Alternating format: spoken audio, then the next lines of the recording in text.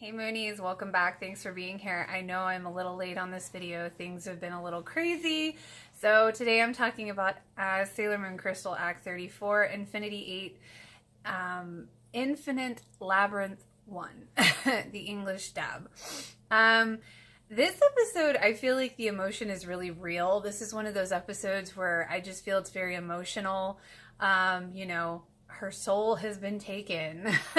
Chibiusa's soul has been taken. And I don't know why when they say that, it's just, it has a real impact, at least for me anyway. But I am, equally always so irritated with this episode because the struggle of, Usagi wanting to keep Potara alive and the Outers wanting to kill her. It's like I totally see the Outers, point of view, but then I get irritated with Usagi because it's like, oh my god, Chibiusa's life is in the balance here. It's like, this should not even be a question, but then that's Usagi. She's got a heart that's immense, and her heart just goes on and on and on. It never ends.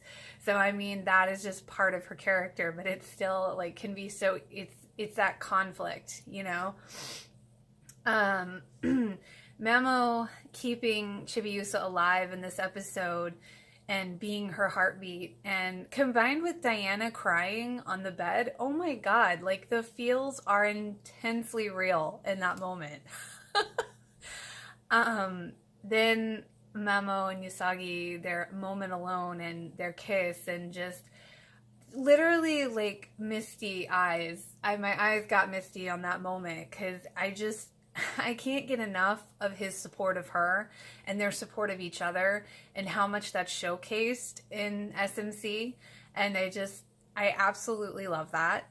And, this is my side note here. I actually started rewatching original Sailor Moon again. And I just have to say, as good as the music is in SMC, the original music is just the best. Like, you can't beat that. I don't know. All I have to do is hear something from Sailor Moon and I get emotional. Like, it just evokes such emotion. Like, it's just so great. Mistress Nine's voice, I think, is good. It maybe sounds a little young at times, but I understand why, they did it or why it works. Like, I totally get that. But, I I love it in the moments when Houtaro breaks through her control or whatever. Again, I was reminded how the struggle between the inner and outer is just really brings a lot of frustration to this episode, at least for me. I noticed the conflicting emotions because you're so emotional about Chibiusa and the moment with Mamo and Usagi, and then we get the Witches 5 again, and we get their last stand and one-on-one having some kind of mental mind game with each one of the inner senshi and playing on their weaknesses and their dreams. And it's like this really roller coaster of emotion, especially on this episode, because you've got the love, you've got the anger, you've got the frustration, there's so much going on in this episode just because of that. But again, it works really well. I really think they did a great job, bringing all this to the forefront and putting it in there with the time that they had allowed. So I love it when, in that moment when Mamo senses that Usagi's in danger. I love this so much. And then combined with her calling on the Neo Queen Serenity for her attack, and just that moment, it's just amazing to me. I love that. Again, it's a real emotional moment.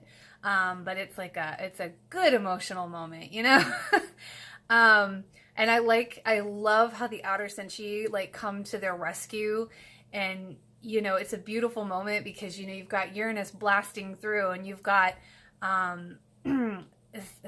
submarine reflection, and you've got Chronos typhoon, and it's just a very goosebump inducing moment, I have to say. And it's just them all coming together. It's everything, and Going back to Mamo, and I really, once again, am going to say that I absolutely love how they showcase and put forth his importance in SMC. I mean, they really didn't have that in the original. And I love how they show them being connected and supportive, and how he really, really does have a purpose here. Like, it's not just to be eye candy, you know? I always like to point that out because I think it deserves being reiterated.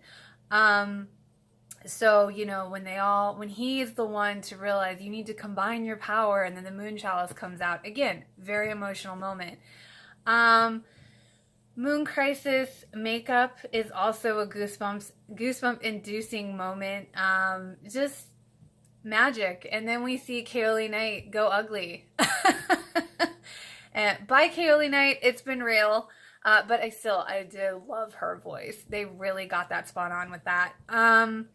So then we see Mistress Nine, and I don't know about you, but every time you see her throw down Chibiusa's heart compact and have the crystal, it hurts. And then you see her eat the crystal. That still shocks me, because it's like, what? Like, no.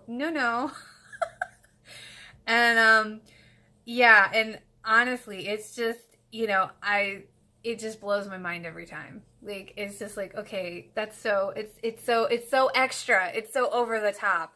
And then, of course, this episode showcases the ending song, my favorite ending song of this season 3. And oh, I'm sorry. Season 3. I'm losing track of my seasons here. And then this is actually my favorite one of the ending songs. I absolutely love it. It's actually a phone ring of mine. So yeah. But yeah, those are my thoughts for Act 34 on the English dub. So I hope you enjoyed. If you did, feel free to like and subscribe. Until next time, gals and guys. Bye.